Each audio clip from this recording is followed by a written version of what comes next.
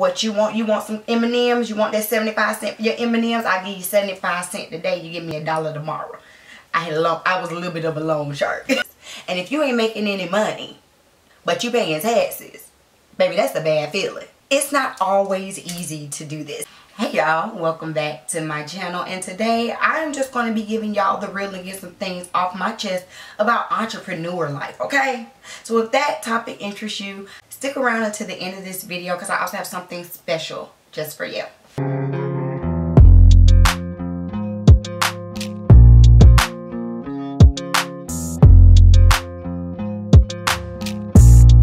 Alright, so here's the thing. I have been a entrepreneur for, if we want to be real, I have been an entrepreneur since like the 3rd grade.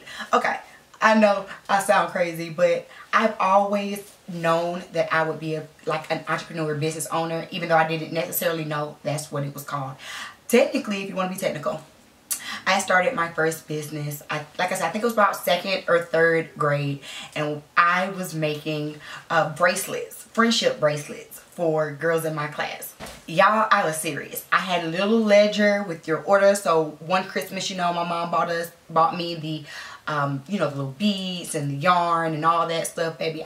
You couldn't tell me anything. I was a jewelry maker.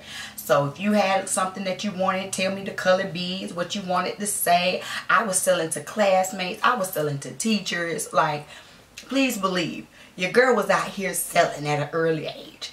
And I was doing well up until I used up all my beads. My mama didn't ring me up. I'm just saying. I knew nothing about inventory and maintaining. But that was kind of my first little stepping my toe into the entrepreneur space. And that actually ended up creating my second business, where I kind of became a little bit of a loan shark.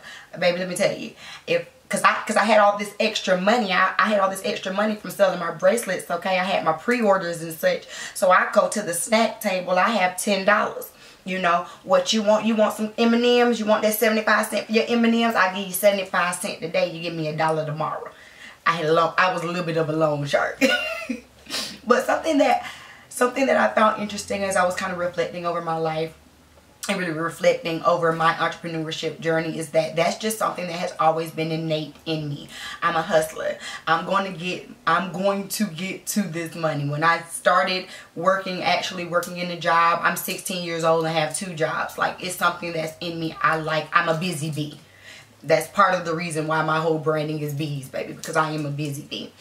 But entrepreneurship is not always what it's cracked up to be. And I think that now we are in a society that really amps up, be your own boss, be your own boss. And no one is talking about the hardships of being your own boss. It is not easy, from the legal side of setting up a business, to the financial side of funding a business, to the marketing side, which everyone thinks is the fun part, but honey, that's a lot of work, to actually producing the products or the services that you need to maintain the business. It is not as easy as people are trying to make it seem. And a lot of these fast growing businesses are falling away just as fast as they showed up because they didn't have any type of proper planning. So these are just a few things that I kind of, like I said, I picked up along the way, I've learned, and I just wanted to kind of share and really just get things off of my chest, because I have been owning and operating BEEuty Styling since officially 2017. These are things that I would have known when I first decided to call myself a business owner.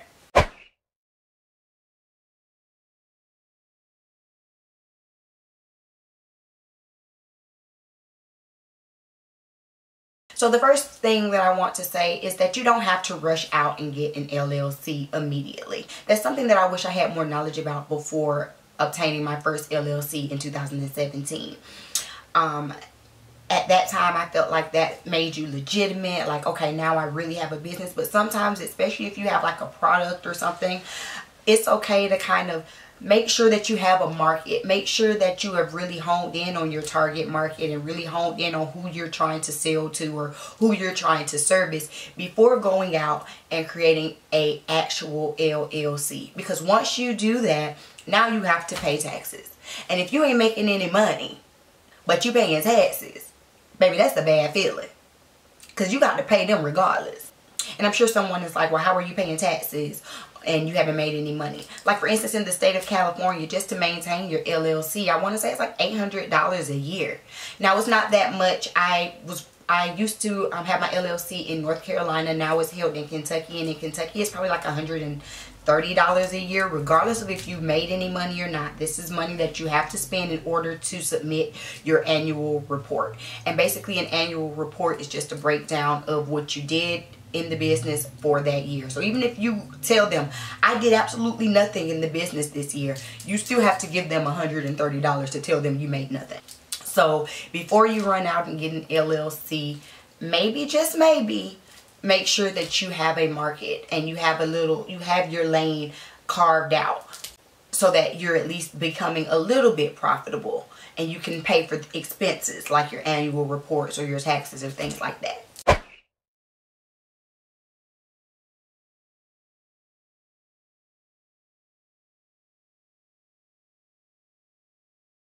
The next thing that I wish that I had known before starting my business was probably about accounting and financing. Alright, I'm going to be completely transparent with y'all. I was not the best at budgeting growing up. Budgeting was not my jam, okay, baby? Listen, yeah, I made the money, but when I made it, it was leaving as fast as it was coming because I wasn't telling it where to go. I wasn't keeping track. And so in order to make things a little bit easier for me and a little bit less stressful, because it can seem overwhelming to really like sit down and budget and check and balance your checkbooks. You know, we don't have to balance checkbooks anymore. We got a debit card. But to do all of that, it can be a bit overwhelming. So the number one thing that I use is QuickBooks. And this is not a sponsored video, although QuickBooks, if you want me to, you know, get on the sponsorship list, hey, just hit my email. It's in the description box. But it has been a lifesaver. In QuickBooks, you can connect your bank accounts, and it will automatically upload every transaction that you do, and you can say if it's personal or business. You have the reports. You're able to see what are you spending money on, where is everything going, and it's all in one simple app that you can upload receipts to. You can track mileage. Like, QuickBooks is an amazing tool. I'm using the self-employed version. There are many different versions. I use the self-employed version. I think it's like $7.50 a month, which is tax deductible, just to let you know.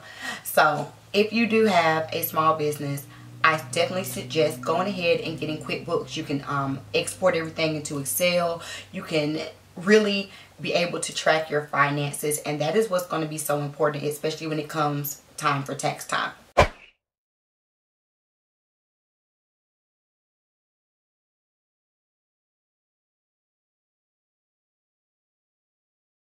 Speaking of tax time, I know tax season is upon us.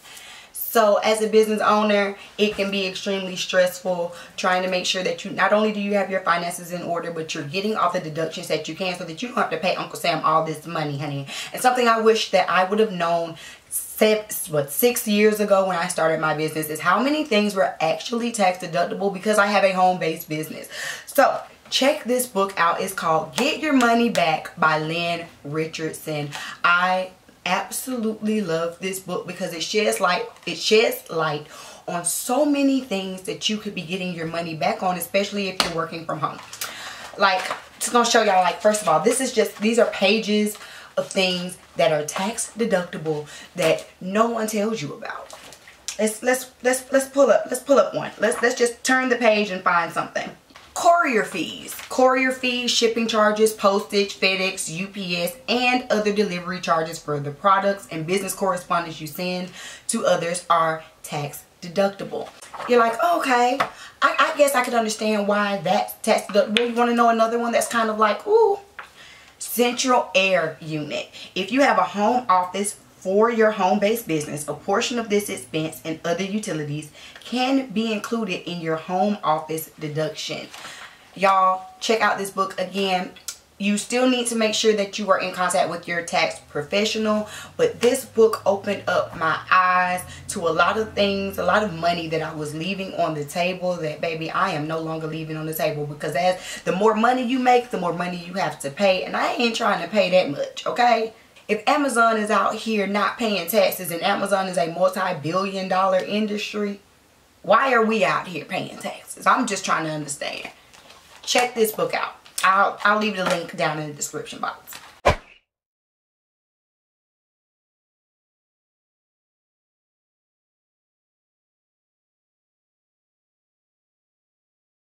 Something else that I wish that I would have known before I started my business is just the roller coaster of emotions that you would go through. While what I do is one of my passions, I have many passions, but while doing hair and providing medical wigs and education is a passion of mine, it's not always easy to do this, especially when sometimes sales are dipping, or you know, you're getting feedback from customers that's frustrating, or you are producing and editing and uploading all this content and you get 10 views. Like, it can become really discouraging. So something that I've had to really kind of grapple with and figure out for myself is making sure that I understand the motive of why I'm doing it. So no matter what, if I get 10 views, if I get 10,000 views, am I secure in what I've done, the product that I've created, the service that I've done, the video that I've put out into the universe? Am I proud of it?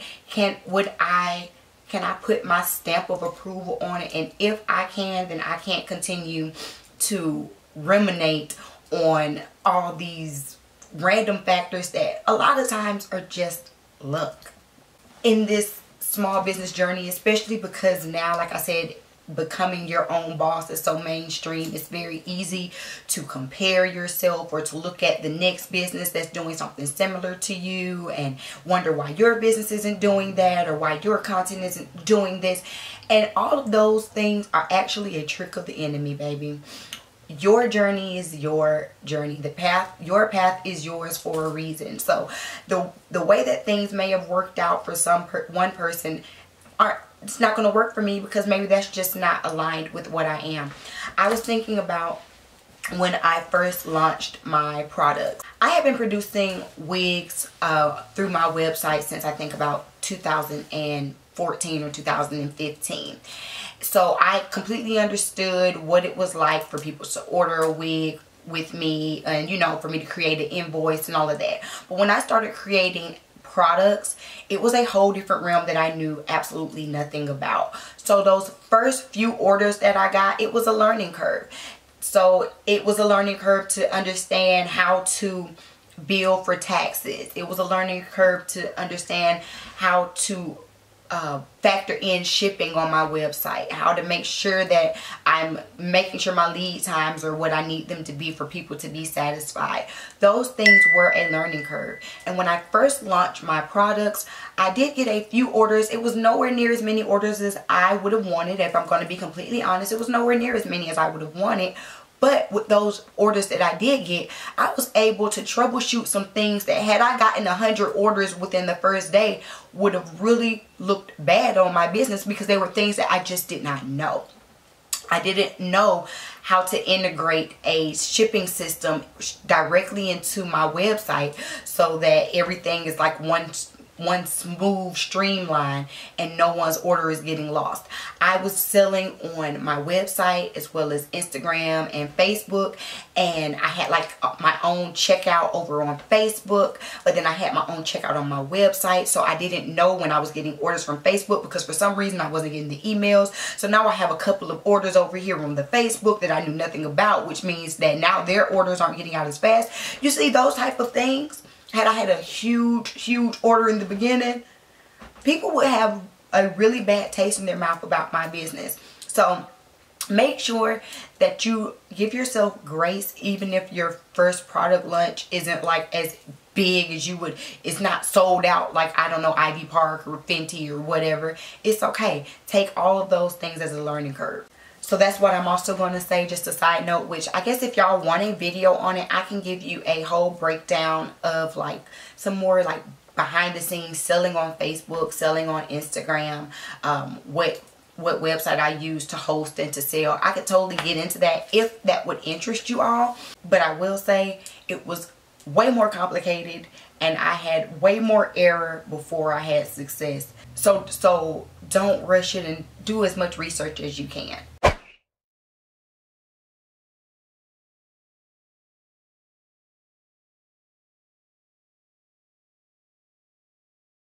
the last thing that I want to say that I wish I had known when I started my business all those years ago. I wish that I would have had a better understanding of what a business plan is. And I know that a lot of times we're so excited about creating a business that we just jump right on in. And baby, I didn't know anything. I didn't know anything about financial projections. I didn't know how to check my competition and to, you know, rank myself against it. I didn't know who my target audience was. I didn't know anything about a business plan. Shortly after starting my business in 2017, I began graduate school in 2018 to get my master's in business. And I learned a lot during my program, especially because my program was geared towards entrepreneurship. With that knowledge, I have been able to really hone in and to focus on what I want my business to be and how I want my business to grow. Part of that was because I had to sit down and write a business plan. I had to sit down and write my business plan. And my business plan ended up being about 16 pages because I'm a nut who is very detail oriented. But your business plan doesn't even have to be that much. You could have a smooth five-page business plan and really just hit the main parts of who you're selling, what's your mission, who are you selling to, how are you planning to reach them, how are you planning to be better than your competitors, what are you pricing thing at, and what's your strategy. You know, I will say some resources to really get you started on learning about business plans are the Small Business Association, the SBA. Go on to the SBA. I'll make sure I link that down in the description box. Go into your local SBA. A lot of times they do workshops on financial projections, on building a business plan. As a matter of fact, the first time that I even learned about a business plan, I found a workshop at my local library. And this is even before I got into school, and they were just giving you kind of like the basics of what to look for and how to structure a business plan. Especially because if at any point you want to get any type of outside funding, baby, the investors want to know why, who, and what we're giving this money to, okay? But that's it. I think that's all I have for today's video. If y'all have any questions or any thoughts, comments, concerns, go ahead, drop them down in the comments. If you are a business owner and there's something that you would wish that you would have known before you started your business, drop down in the comments. Like, we have to share this information, especially because Black women are becoming the leading demographic in entrepreneurship in America, and I think that that is amazing for us. But we cannot gatekeep this information, okay? We got to tell each other, each one teach one, all right? And I know I said if you stay to the end, you would get a special treat. So this special treat is a free ebook, you guys. As you all know, over here on my channel, I talk about hair loss and all things beauty, but mainly medical hair loss, because I am a non-surgical hair loss specialist. So if you or someone that you know is suffering from any form of medical hair loss, make sure that you download my free ebook called Reclaiming Your Crown, Navigating Medical Hair Loss with Confidence. All you have to do is click the link down below. It's going to be the first link, and it's also going to be up here on the screen. Download that free ebook. I give you a lot of tips and information about not only what hair loss is, but how to navigate it and how to move forward with confidence, you guys. I hope y'all enjoyed today's video and enjoyed this new kind of spin on my content, and I will be back soon with another one. Peace. Thank you for coming through for another video. Remember to become official beauty by joining the membership. You can do so 3 ways: by clicking the join down below, by visiting my website and becoming a member, or by joining my Patreon, or just stop by my website and see what's going on, from booking appointments to buying products or booking dance classes. Shout out to the official beauties, my members already on the channel. Thank you so much for your support. And to everyone else, don't forget to follow me on all socials, links in the D box. I'll see y'all in the next video. Peace.